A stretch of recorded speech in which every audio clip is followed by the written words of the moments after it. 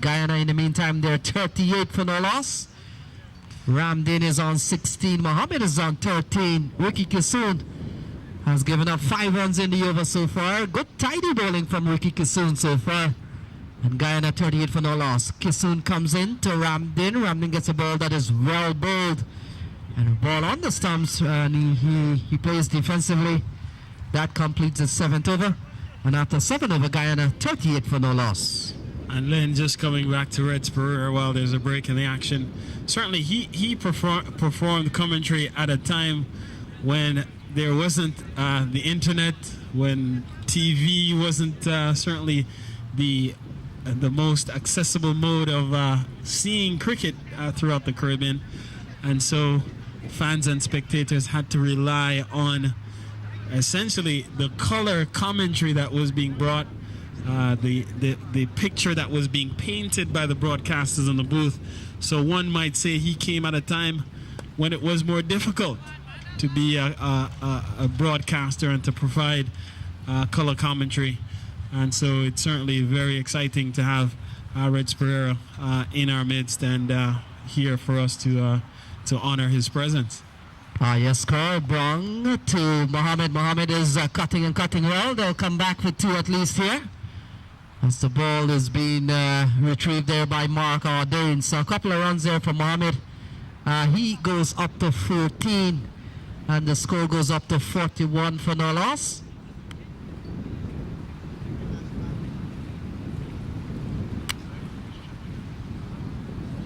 This is a very good start by TNT.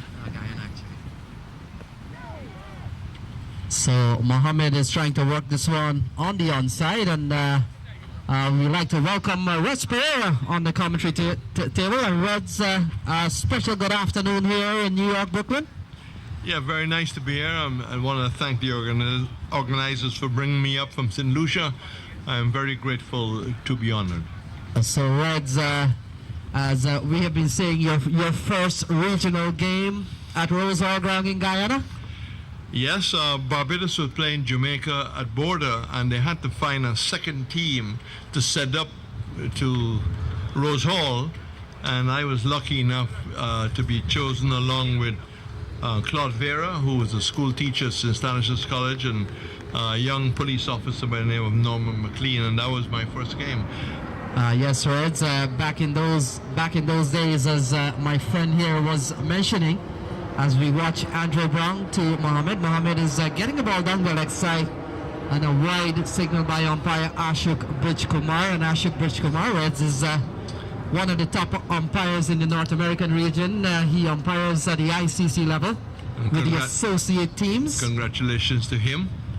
And he has done extensive work with the associates country, the non-test playing nations.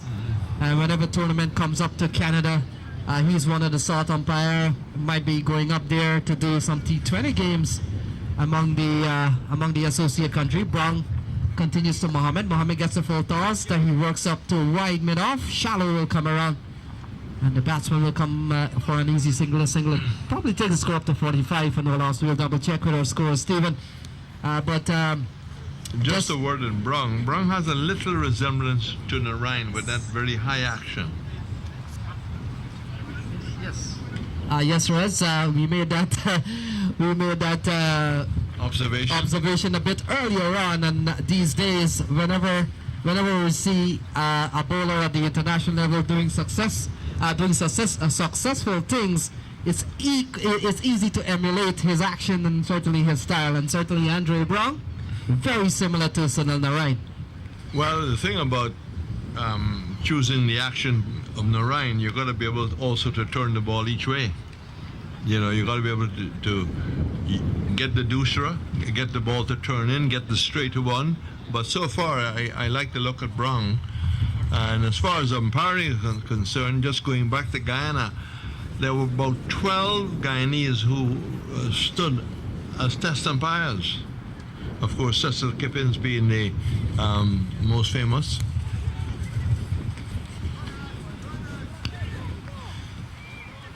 And certainly, Reds, and here in the U.S., we've had a couple of Guyanese umpires as well. Mohammed Bash, you may know, who is also a test and one-day international umpire out of Guyana. He is now a U.S. resident, and so we see quite a bit of him here. And in fact, he is the person who trains the umpires here in the U.S. And so Guyana certainly having, at least from the officiator's perspective, having quite a bit of impact on the local cricket here in the U.S. And with the ICC running a special tournament for the smaller nations, the umpires gets an opportunity too. Absolutely, as this one is whipped up to a deep cover area. And that brings up the 50 for Guyana as this one runs away to the boundary. And it's an even 50 with Richard Ramdeen. He goes up to 24. And Andy Mohammed is unbeaten on 16. And at this point, the Trinidad and Tobago captain must be saying, well, I had the luck of the toss. Did I make the right decision?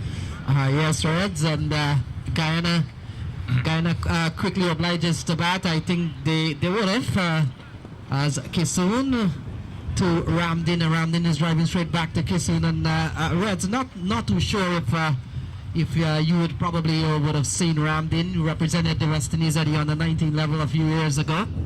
Yes, I did. I did a lot of the under-19 matches. I mean, way back when Holding and Newman was playing against Bacchus. That period, good fast bowling. Bacchus was outstanding against them. Yes, I did a lot on 19. The Dino Ryan playing for Guyana on the 19. Ryan Hines playing for Barbados. But let's focus on the cricket. Yes, Reds. Overthrow there allows Guyana to go up to 51. And I know, certainly for the listeners here who's listening in the ground, you, in your commentating days, you would have done more test matches with Tony Kozia. You're certainly a good partner over the years. Is that quite true that you've done more test matches with Tony in the Caribbean or any other commentator?